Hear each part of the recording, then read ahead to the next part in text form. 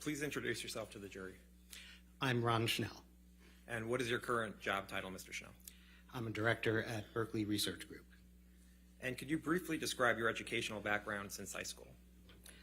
I have a master's degree in computer science. Do you have an undergraduate degree? I do not. And can you explain to the jury why not? When I was a kid, there was a lot of publicity about me because I was a professor at NYU. When I was 14, NYU actually offered me to go into their freshman class when I was 14, but I decided that I wanted to experience the social aspect of high school, so I turned them down, but by the time I got to college, they skipped me from undergraduate to graduate.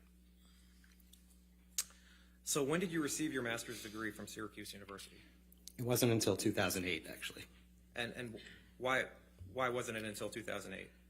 So because of my previous background while I was at Syracuse, including I did work at MIT in the artificial intelligence lab for the two founders of artificial intelligence, Patrick Winston and Marvin Minsky.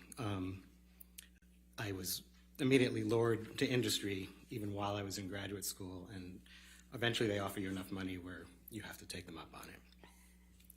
So when you were lured away from Syracuse University, what did you do? I worked at Bell Labs on something called the Unix operating system. Unix is an operating system, which is the core of the computer, what makes everything work. Microsoft Windows is an operating system, Mac OS is an operating system.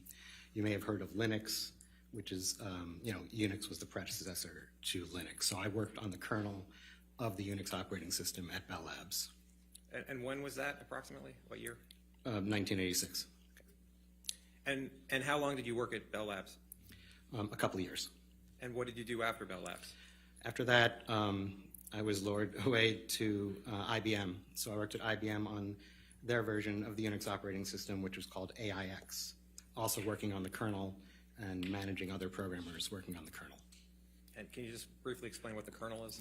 Right, the kernel is the center of the operating system, so it actually controls the piece of software that controls the whole computer. So it gets down to the bit level where it's actually really, everything that goes on in the computer has to go through the kernel. Okay. And what did you do after IBM? After IBM, I founded a startup company. What was the name of that startup company? It was called Secure Online Systems. And what did Secure Online Systems do? It was a company that wrote software for mainframe computers running the various versions of the Unix operating system. And were there any other investors in Secure Online Systems, Inc.? Yeah, my business partner in that was Sylvester Stallone. And what eventually happened to Secure Online Systems? Well, it was, as I said, a software product that ran on mainframe computers running Unix. And we actually completed the product and it ran very well, but mainframes running Unix kind of ceased to exist back then, so we had to shut it down. So what did you do after the company shut down? Then I went to work at Sun Microsystems, working on their version of Unix, which is called Solaris, also working on the kernel. And approximately how long were you there at Sun? Approximately 5 years. And did you also work for Drivers Aces, Inc.? Right. Coincident with that, I also founded another startup called Driver Aces, and we wrote what are called device drivers to run on the Unix operating systems. A device driver actually teaches the computer how to talk to hardware devices, so it also runs within the kernel. Have you founded any other startups? Yes.